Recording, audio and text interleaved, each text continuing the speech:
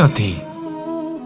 রাধা আমাকে বলে, কৃষ্ণ, যদি তুমি জানো যে নিয়তিতে কি আছে তাহলে তাকে বদলে দাও না কেন?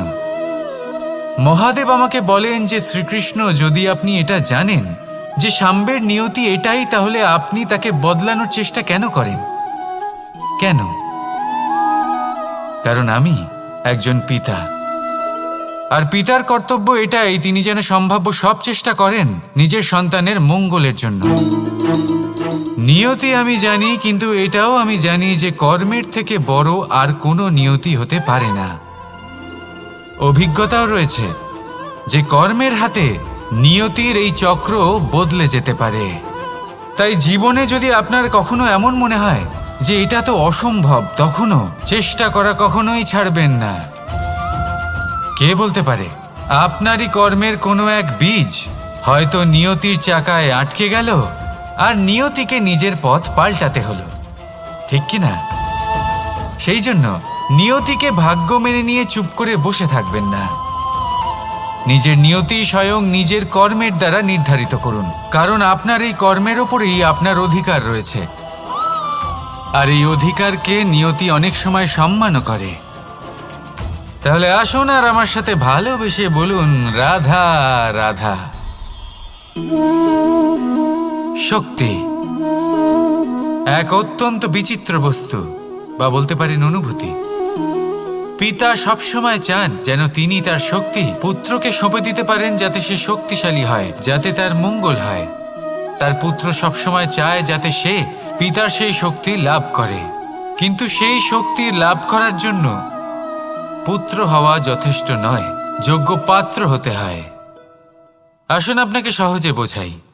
যদি আপনি সুপাত্র হন আর আপনাকে শক্তি দেওয়া হয়, তাহলে আপনি সেই শক্তির গুরুত্ব বুঝবেন, কোথায় সেই শক্তি প্রয়োগ করা উচিত সেটা বুঝবেন। আর এটা যেহেতু অর্জন করা শক্তি হবে, সেই শক্তির অপব্যবহার হবে না। কিন্তু যদি এই আপনি কুপাত্র হন আর যদি আপনাকে এই শক্তি দেওয়া হয়, তাহলে কি হবে? দেখতে গেলে এই শক্তি আপনি দান হিসেবে পেয়েছেন, তাই না আপনি এই শক্তির গুরুত্ব বুঝবেন আর না এর প্রয়োগ আপনি জানবেন। তার অপব্যবহার হওয়া সুনিশ্চিত। তাই যদি আপনি কোনো শক্তি অর্জন করতে চান, তাহলে আগে তার যোগ্য হয়ে উঠুন। পুত্র নয়, পাত্র হয়ে উঠুন। আর আমার সাথে ভালোবেসে বলুন, রাধা রাধা। কথায় আছে, প্রত্যেক পুত্র তার পিতার প্রতিচ্ছবি হয়, আর সমস্ত প্রতিচ্ছবি চায় যেন সে তার অস্তিত্ব প্রাপ্ত করতে পারে। পুত্র চায় সে যেন তার পিতার মতো হয়, বা কখনো কখনো তার থেকেও শ্রেষ্ঠ হয়। সেটা কোনো অনুচিত ব্যাপার নয়। অনুচিত তখন হয় যখন পুত্র নিজের পিতার মতো হবার স্বপ্ন পূরণ করতে গিয়ে বা তার থেকেও শ্রেষ্ঠ হওয়ার স্বপ্ন পূরণে অনুচিত পথের আশ্রয় নেয়। কারণ তারপরে সে তার পিতার গুণগুলি আত্মসাৎ করতে চায় না। সে শুধুই এটা চায় যে সংসারের চোখে যেন আমি শ্রেষ্ঠ প্রমাণিত হই। এটা অনুচিত। সংসারে এমন অনেক মানুষ আছেন যারা এই কারণে শ্রেষ্ঠ হবার চেষ্টা করেন যাতে তার পরিবারের তার পিতার সম্মান বৃদ্ধি পায়। এমনও মানুষ থাকেন, আর এটাই হলো পার্থক্য উদ্দেশ্যের। মনে রাখবেন, যদি আপনার উদ্দেশ্য শুভ হয় তাহলে পথও শুভ হবে, যদি আপনার উদ্দেশ্য অশুভ হয় তাহলে পথও অশুভ হবে। তাহলে নিজের পিতার মতো হবার চেষ্টা অবশ্যই করুন, তার থেকেও শ্রেষ্ঠ হওয়ার চেষ্টা অবশ্যই করুন, কিন্তু মনে রাখবেন আপনার সংকল্প আর আপনার উদ্দেশ্য এই দুই শুভ হওয়া উচিত। তাহলে আসুন আর আমার সাথে ভালোবেসে বলুন, রাধা রাধা। শক্তি শক্তি অর্জন করা এতটা কঠিন নয় যতটা শক্তি লাভ করার পরে সেই শক্তি সামলানো কঠিন হয়।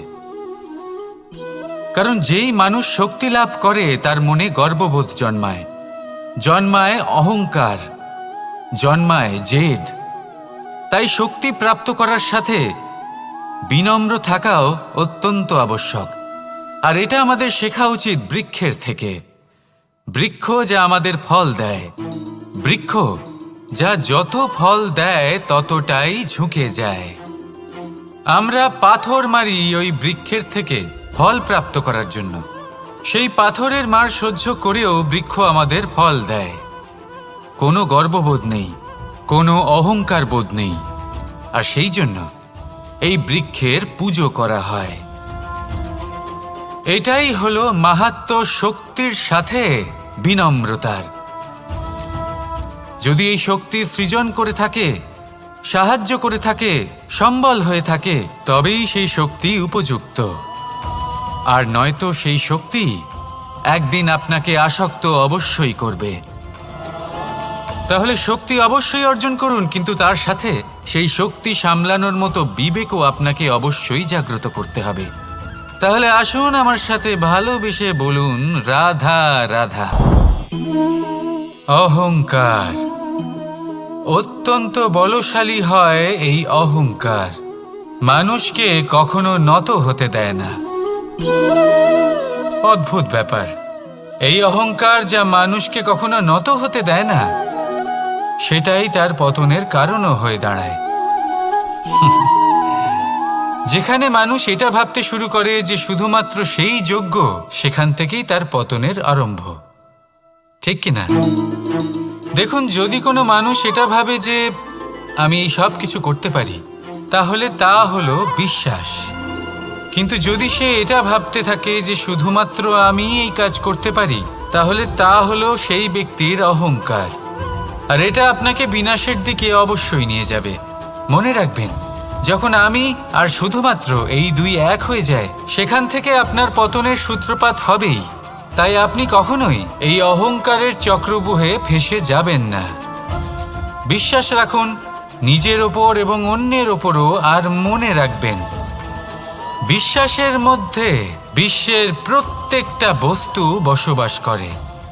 তাই এই অহংকারকে ত্যাগ করে ফেলুন আর আত্মবিশ্বাসের ওপর মনোসংযোগ করুন। আর আমার সাথে ভালোবেসে বলুন, রাধা রাধা। মানুষ নিজের জীবনে ঈশ্বরকে খুব মান্য করে। ওনার জন্য কি না করে, ভিন্ন ভিন্ন নামে তাকে স্মরণ করে, তাকে পুজো করে, তার আরাধনা করে।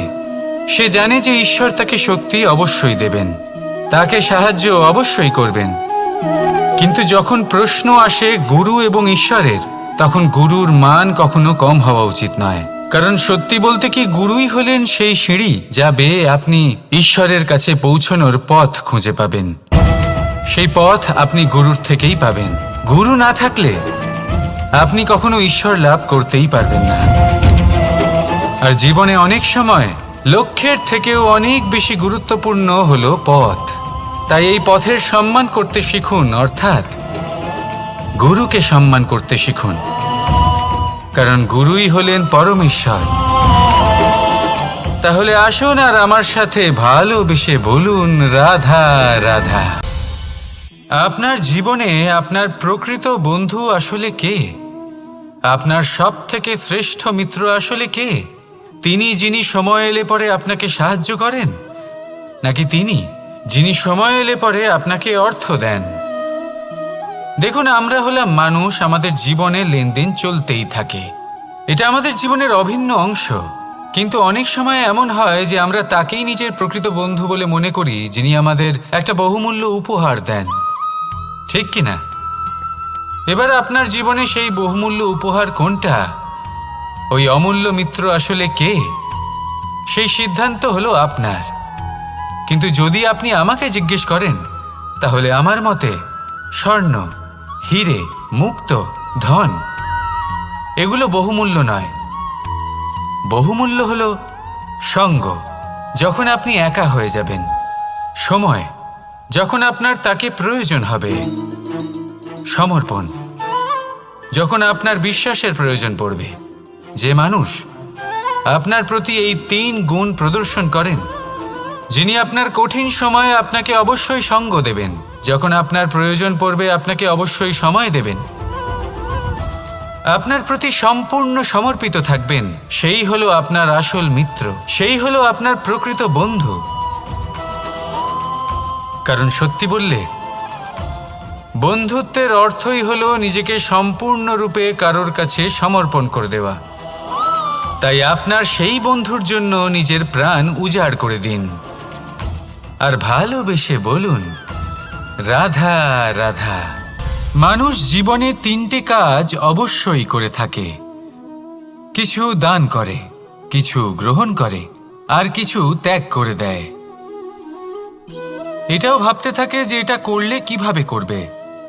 দেবার জন্য পর্যাপ্ত ধন নেই, নেবার জন্য সংসারে অত স্নেহ নেই, আর ত্যাগ করার জন্য জীবনে এত সুখই নেই, তাহলে কিভাবে করবে? আসলে আমরা বস্তুগত চাহিদা অর্জনে এত ব্যস্ত হয়ে পড়ি যে আমরা বুঝতেই পারি না যে কি নেবার আছে, কি দেবার আছে, আর কি ত্যাগ করার আছে। তাহলে আজ আমি আপনাকে বলেই দিই, মনে রাখবেন এই 3টে গুরুত্বপূর্ণ গুণ, 3টে গুরুত্বপূর্ণ কথা। দেবার জন্য আছে দান, নেবার মতো আছে জ্ঞান, আর ত্যাগ করার মতো আছে অহংকার। যখন আপনি দান করতে শিখে যাবেন, জ্ঞান অর্জন করার শক্তি আপনা থেকেই আপনার মধ্যে চলে আসবে। আর যখন এই জ্ঞান আপনার মধ্যে প্রবেশ করবে, অহংকার আপনা থেকেই আপনার থেকে দূরে চলে যাবে। যে ব্যক্তি এই 3-এর মধ্যে ভারসাম্য বজায় রাখতে পারে, তার বর্তমান, ভূত, ভবিষ্যৎ, লোক, পরলোক সব কিছু শুধরে যায়। যেই দিন আপনি দান করতে শিখে যাবেন, জ্ঞান আহরণ করতে শিখে যাবেন, অভিমান ত্যাগ করতে শিখে যাবেন, আপনার সর্বশক্তিশালী, সর্বশক্তিমান পরমেশ্বরেরও প্রয়োজন পড়বে না। কারণ তখন ঈশ্বর আপনার মধ্যেই বাস করবেন। তাহলে আসুন আর আমার সাথে ভালোবেসে বলুন, রাধা রাধা। জীবনে অনেক সময় সমস্যা আমাদের চারদিক থেকে ঘিরে ফেলে। এই সমস্যা নানান ধরনের হতে পারে। আর্থিক সমস্যা হতে পারে, পারিবারিক সমস্যা হতে পারে, কোনো সম্পর্ক নিয়ে সমস্যা হতে পারে, কখনো কোনো দৈনিক সমস্যা হতে পারে, কখনো কোনো দ্বন্দ্ব হতে পারে, অনেক সমস্যা হতে পারে। কিন্তু যখনই কোনো সমস্যা আসে, আমাদের মনে তার জন্য একটা উত্তর অবশ্যই থেকে থাকে, যা আমাদের অন্তরে রয়েছে। একে আমরা বলি আত্মা। আত্মা হলো পরমাত্মারই রূপ, আর পরমাত্মা তা কখনোই কিছু অনুচিত চাইবে না, তাই তো? এই আত্মা খুব ভালো করে জানে যে কোনটা উচিত আর কোনটা অনুচিত। যদি আসল বিষয়ের কথা বলি, তাহলে আপনাকে নিজের মনকে বুঝতে হবে। কারণ আত্মা তো পরমাত্মা থেকেই আসে, কিন্তু এই মন মানুষ জন্ম থেকেই প্রাপ্ত করে, যার বিকাশ হয় এই সংসারকে দেখে। যেদিন আপনার এই মন আর আপনার এই আত্মা, এই দুই এক হয়ে যাবে, আত্মসাৎ হয়ে যাবে, সেদিন আপনার জীবনে না কোনো সমস্যা থাকবে, না কোনো ঝঞ্ঝাট থাকবে, না কোনো সংকট থাকবে। কারণ আপনার কাছে সেই সমস্ত সমস্যার, সমস্ত বিপদের সমাধান থাকবে, আর তাও আপনারই অন্তরে। তাহলে আসুন আর আমার সাথে ভালোবেসে বলুন, রাধা রাধা। ভক্তি আর শক্তি, এই দুইয়ের মধ্যে সম্পর্ক অত্যন্ত সরল। মানুষ ভক্তি করেন যাতে তিনি শক্তি লাভ করতে পারেন, আর শক্তি লাভ করার পরে ভক্তিভাব ভুলে যান, আর শক্তির প্রতি আসক্তিতে মত্ত হয়ে যান, আর সেখান থেকেই তার বিনাশ শুরু হয়। কেন? কারণ ভক্তির দ্বারা প্রাপ্ত শক্তি অন্য কারোর হিতের জন্য ব্যবহার করতে হয়, অন্য কারোর মঙ্গল করার জন্য ব্যবহার করতে হয়, কারোর বিনাশের জন্য নয়। এবার যদি আমি আপনাদের একটা উদাহরণ দিয়ে বোঝাই, তাহলে কোদাল দিয়ে আমরা মাটি কোপাতে পারি, একটা গর্ত খুঁড়তে পারি, যাতে একটা নতুন বৃক্ষ জন্ম নিতে পারে, একটা বৃক্ষ যা অন্য জীবকে ফল প্রদান করবে, যাত্রীদের ছায়া প্রদান করবে। কিন্তু এই কোদালের ব্যবহার যদি আমরা অন্য কারোর ক্ষতি করার জন্য করি, তাহলে ক্ষতি শুধুমাত্র আমাদেরই হবে। তাই জীবনে যদি আপনি কোনো শক্তি লাভ করেন, হয়তো ভক্তির দ্বারা বা অন্য যেখান থেকেই হোক, তার সদ্ব্যবহার করতে শিখুন, নয়তো এই প্রাপ্ত শক্তি আপনার পতনের কারণ হয়ে দাঁড়াবে। তাহলে আসুন আমার সাথে ভালোবেসে বলুন, রাধা রাধা। বরদান অত্যন্ত বিচিত্র এক বিষয়, কিন্তু দেখতে গেলে এই বরদান কি না করতে পারে। এক দরিদ্রকে রাজা বানিয়ে দিতে পারে, একজন দুর্বলকে এই সংসারের সব থেকে শক্তিশালী ব্যক্তি বানিয়ে দিতে পারে। কিন্তু আমরা ভুলে যাই এক অত্যন্ত গুরুত্বপূর্ণ কথা। বরদান এই শব্দের শেষে দান লুকিয়ে রয়েছে। এই দান কথাটা অত্যন্ত গুরুত্বপূর্ণ। আমাদের মনে রাখা উচিত এই বরদান আমরা দানে পেয়েছি, আর তাই তার সম্মান করা উচিত, কখনোই অহংকার করা নয়। আর যে ব্যক্তি বরদান পেয়ে অহংকার করেন তার যা ক্ষতি হয় তা হলো এই বরদান তার থেকে কেড়ে নেওয়া হয়। বর অর্থাৎ শ্রেষ্ঠ, অর্থাৎ বরদানের অর্থ হলো একটা শ্রেষ্ঠ দান, এবং তার ব্যবহার যদি আপনি কারোর ক্ষতি করার জন্য করেন তাহলে ক্ষতি শুধুই আপনার হবে। তাহলে এই বরদানের সম্মান করুন, উচিত পথে চলুন, আর উচিত উদ্দেশ্য নিয়ে এর ব্যবহার করুন, সব কিছু ভালোই হবে। তাহলে আসুন আর আমার সাথে ভালোবেসে বলুন রাধা রাধা। পিতা আর পুত্রের সম্পর্ক অত্যন্ত মধুর হয়ে থাকে। পিতা স্বপ্ন দেখেন, তাকে পূর্ণ করার সকল সম্ভাব্য চেষ্টা করেন, কিন্তু তাও অনেক সময় ওনার স্বপ্ন অপূর্ণ থেকে যায়। তখন পিতা ভাবেন যে স্বপ্ন উনি পূর্ণ করতে পারেননি ওনার সন্তান তা অবশ্যই পূরণ করবে। যে স্থানে উনি কখনো পৌঁছতে পারেননি সেই স্থানে ওনার পুত্র অবশ্যই পৌঁছবে। পিতা নিজের সন্তানের ভবিষ্যৎ নিয়ে সেই স্বপ্ন দেখেন, আর যখন সেই সন্তান সামনে এগোতে থাকে তখন তার দুঃখ হয় না, বরং গর্ব হয়। ওনার ভালো লাগে এটা দেখে যে ওনার সন্তান অনেক উন্নতি করছে। কিন্তু যখন সন্তান নিজের অভিভাবকের শক্তি দেখে, তার যশ দেখে হিংসা করতে থাকে, সমস্যা সেইখানেই শুরু হয়। সেই জন্য সকল সন্তানকে এটা মনে রাখতে হবে, দেখুন, পুত্র হবার সুবাদে, এক সন্তান হবার সুবাদে এটা হলো আপনার অধিকার যে আপনি আপনার পিতার থেকে বেশি উন্নতি করবেন। আপনার পিতাও এটাই চান, কিন্তু সুস্থভাবে এটা করুন।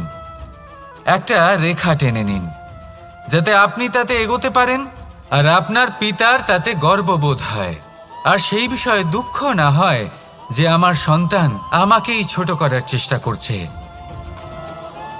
ইতিহাস সাক্ষী রয়েছে, যে মানুষ অন্য কাউকে ছোট করার চেষ্টা করেছেন সেই মানুষই ছোট হয়ে গেছেন। আর আমার মনে হয় না আপনি এটা চান, কারণ কোনো একদিন আপনিও কারোর পিতা হবেন। আসুন আমার সাথে ভালোবেসে বলুন রাধা রাধা। সাথী, সাথী এই শব্দটির ব্যাখ্যা কে কিভাবে করে? মিত্র, সখা, বন্ধু, কিন্তু অর্থ একটাই। তিনি যিনি আপনার সঙ্গী হন আর তিনি যার সাথী আপনি হন। এবার সব থেকে বড় প্রশ্ন হলো এটাই যে তিনি কে হতে পারেন যাকে আপনি আপনার সাথী বলে মেনে নিতে পারেন, নিজের সখা, নিজের মিত্র, নিজের বন্ধু মেনে নিতে পারেন। আপনার সাথী হলেন তিনি যিনি দুঃখের সময় আপনার পাশে থাকবেন, আপনার হাত ধরে থাকবেন। আপনার সাথী হলেন তিনি যার হাত আপনি নিজের সুখের দিনে ধরে থাকবেন। সেই সাথীরই হাত ধরুন যিনি দুঃখে সবসময় আপনাকে সাহায্য করার জন্য তৎপর হয়ে থাকেন, আপনার পাশে থাকেন, আর যাকে সুখের দিনে আপনি আপনার সাথে রাখতে পারেন। আর যখন আপনার সাথে আপনার এই সাথী থাকবে তখন আপনি এটা বুঝবেন যে যখন জীবনে দুঃখ আসে তখন এই দুঃখ কমে যায়, সবার মধ্যে ভাগ হয়ে যায়। আর যদি তখন সুখ আসে তাহলে সেটা সবার উপস্থিতিতে আরো বেড়ে যায়। এটাই হলো প্রেম, এটাই হলো ভালোবাসা, এটাই হলো সঙ্গ, যেমন সম্পর্ক আমার আর রাধার মাঝে। তাহলে আসুন আর আমার সাথে ভালোবেসে বলুন রাধা রাধা। আমাদের মনে যখন কোনো প্রশ্ন ওঠে, কোনো দ্বন্দ্ব জাগে, তখন আমরা যাই আমাদের গুরুর কাছে, আমাদের আরাধ্যের কাছে গিয়ে জিজ্ঞেস করি। এইভাবেই একদিন আমি পৌঁছলাম আমার আরাধ্যের কাছে, আমার মহাদেবের কাছে, আর ওনাকে প্রশ্ন করলাম যে মহাদেব, জীবনে আনন্দ পাওয়ার, উৎসব পালনের, প্রেম ভাগ করে নেবার, জীবনকে উপভোগ করে নেওয়ার সর্বশ্রেষ্ঠ সময় কোনটা? মহাদেব হাসলেন আর উনি বললেন, জীবনে উৎসব পালনের সবথেকে শ্রেষ্ঠ দিন হল মৃত্যুর ঠিক আগের দিনটা। প্রেম ভাগ করে নেওয়ার সবথেকে শ্রেষ্ঠ মুহূর্ত হল মৃত্যুর ঠিক আগের মুহূর্ত। জীবনকে উপভোগ করে নেওয়ার সর্বশ্রেষ্ঠ প্রহর হল মৃত্যুর এক প্রহর পূর্বে। তখন আমি চমকে গেলাম। আমি বললাম, কিন্তু মহাদেব, মৃত্যু তো অনিশ্চিত, আমরা জানিও না কবে আমাদের মৃত্যু হবে। মহাদেব আবার হাসলেন। উনি বললেন যে যদি আমরা এভাবে জীবন কাটাই যে আমরা জীবনের প্রত্যেক দিন, প্রত্যেক মুহূর্ত, প্রত্যেক প্রহর শেষ বলে মনে করি, তাহলে আমাদের সমস্ত জীবন আনন্দের সাথেই অতিবাহিত হবে। কি বলেন? তাহলে আপনিও এই কথা মনে রাখুন আর আমার সাথে ভালোবেসে বলুন, রাধা রাধা। জীবনে অগ্রসর হওয়ার জন্য আমাদের কাকে প্রয়োজন হয়? মাতা পিতা, বন্ধু, প্রেম, সাহায্য, অর্থ, পরিশ্রম, আশা। ভিন্ন ভিন্ন মানুষ ভিন্ন ভিন্ন বিকল্প চয়ন করে। যদি আমি আপনাকে বলি, তাহলে জয় আর পরাজয়ের মন্ত্র দুটো শব্দের উপর নির্ভর করে, মেনে নেওয়া আর দৃঢ় হওয়া। যদি মেনে নেন তাহলে হেরে যাবেন, যদি দৃঢ় হন তাহলে নিশ্চিত রূপে জয়ী হবেন। যদি কখনো আপনি ক্লান্ত হয়ে ওঠেন, আপনি দুঃখী হন, পুরোপুরি ভেঙে পড়েছেন, তখন মেনে নেবেন না যে আপনি ভেঙে পড়েছেন, নয়তো হেরে যাবেন। তখন উল্টে স্থির করবেন যে যাই হয়ে যাক না কেন, আমি জয়ী হবই। আর আপনি দেখবেন যে জয় নিশ্চিত রূপে আপনার কাছেই আসবে। তাহলে এই কথা মনে রাখবেন আর আমার সাথে ভালোবেসে বলবেন, রাধা রাধা। সময়, জীবন, কাল। দেখতে গেলে এই তিনটি শব্দ একটি শব্দেরই সমার্থক শব্দ মনে হয়, কিন্তু এই শব্দগুলির অর্থ কি সমান? কখনোই নয়। হ্যাঁ, এই সময় চলতে থাকে, জীবন চলতে থাকে, কালচক্র চলতে থাকে। এই সময় কেটে যায়, কিন্তু এই জীবন, একে যাপন করতে হয়। কি বলেন? এই জীবনে কিছু করুন বা কিছু না করুন, জীবন এমনি কেটে যাবে, আপনি জানতেও পারবেন না। কিন্তু সেটা আমাদের উদ্দেশ্য নয়, একে যাপন করতে হবে। এই জীবনে প্রেরণা পেতে শিখুন, প্রেরণা দিতে শিখুন, আহ্বান গ্রহণ করতে শিখুন, আহ্বান জানাতে শিখুন, মহান কাজ করতে শিখুন, ধন্যাত্মক বোধ জাগিয়ে তুলুন। জীবন অতিবাহিত করার অর্থ কি তা আপনি শিখে যাবেন। কারণ সময় কেটে যায়, সমস্ত যুগ কেটে যায়, কিন্তু জীবনের রীতি জীবন কাটিয়ে দেওয়া নয়, জীবন যাপন করা। এই জীবন সম্পূর্ণরূপে অনুভব করতে হবে, নতুন পথ বানাতে হবে। এবারে যদি এই জীবন বাঁচার সময় একবার ভেবে দেখুন, যদি মনে প্রেম থাকে, সদ্ভাবনা থাকে, তাহলে কি হবে? এই জীবনকে বাঁচার অনুভূতিটাই অন্যরকম হয়ে যাবে, একটা আনন্দময় অনুভূতি লাভ করবেন। তাহলে এটাই করুন আর আমার সাথে ভালোবেসে বলুন, রাধা রাধা। আপনি কি কখনো কোনো জলের ধারা দেখেছেন?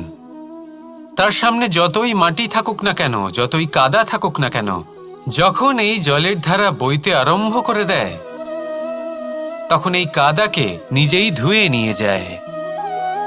ওই কাদাকে ধুয়ে দেয় এবং নিজের পথ নিজেই তৈরি করে নেয়। তাহলে আপনিও এরকম জলের মতো হয়ে উঠুন।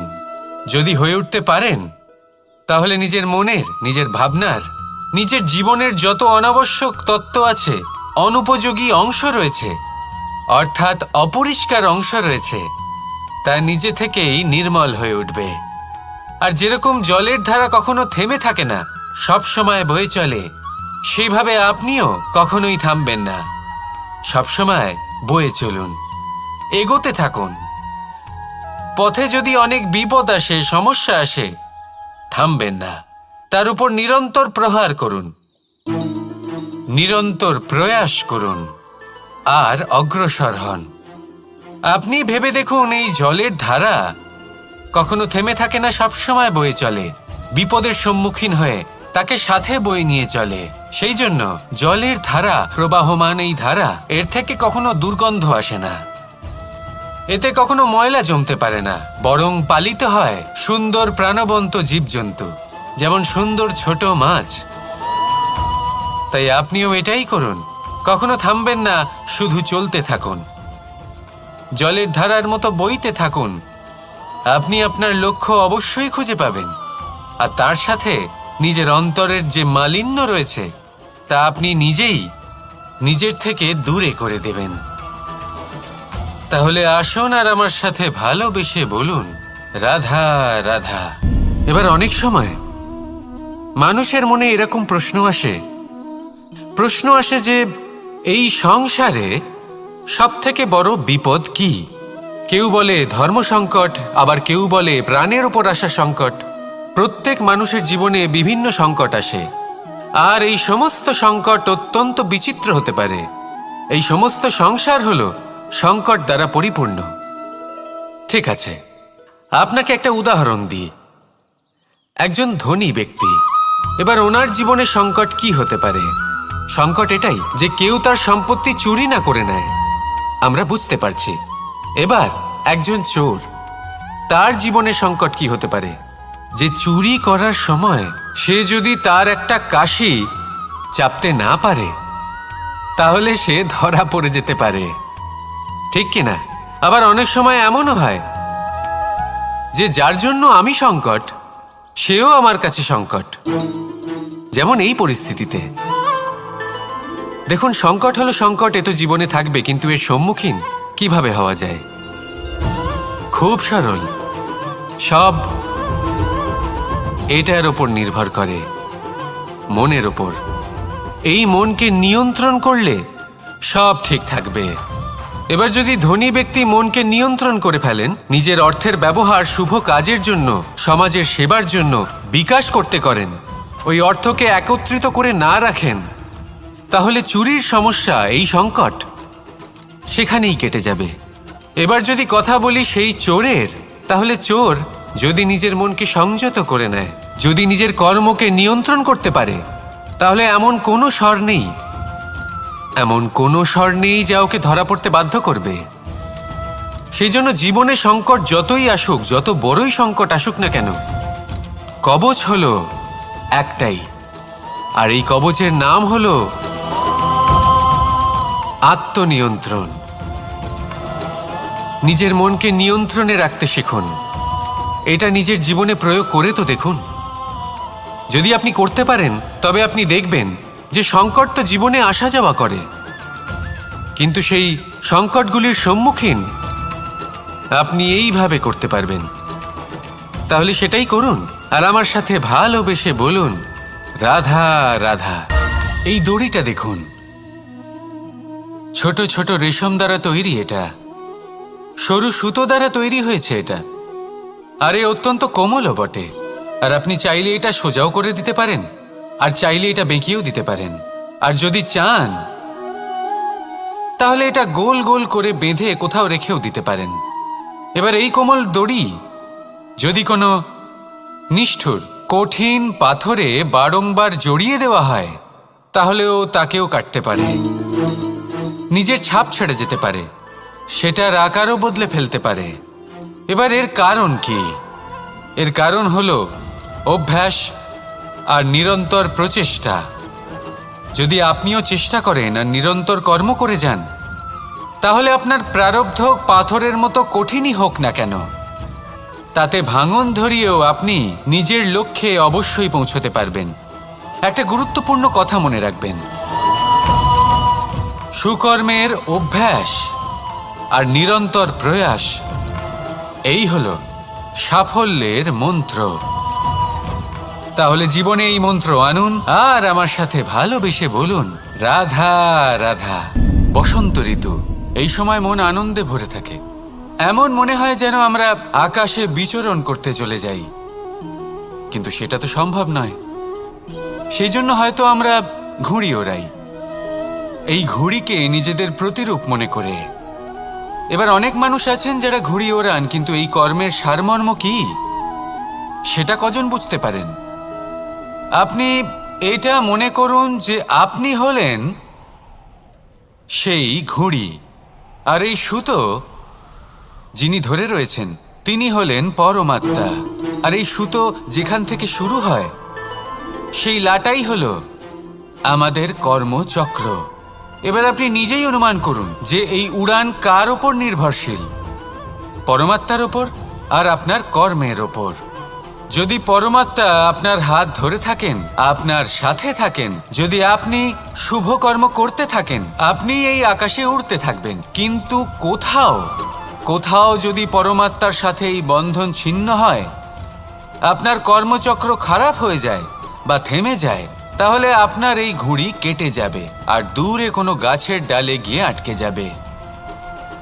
তাই শুধুমাত্র ঘুড়ি ওড়াবেন না, তার থেকে শিখুন, পরমাত্মার সাহচর্যে থাকুন, সবসময় শুভ কর্ম করতে থাকুন আর সবসময় এই আকাশে উড়তে থাকুন।